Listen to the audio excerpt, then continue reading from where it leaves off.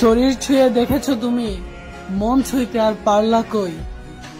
পুরো লাইব্রেরি দিলাম তোমায়, তুমি পড়তে পারলে না একটাও বই।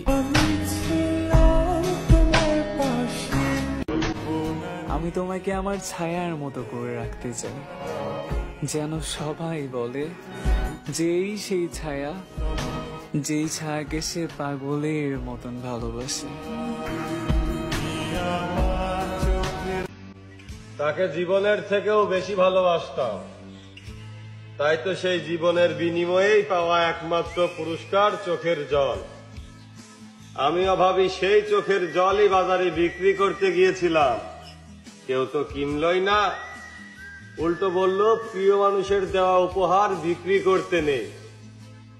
তারপর থেকে খুব যত্ন করে নিজের কাছেই রেখে দিয়েছি।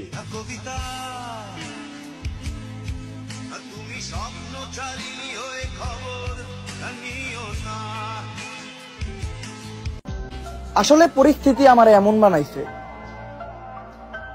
নয়তো আমিও আগে অনেক শান্তিতে ঘুমাইতাম।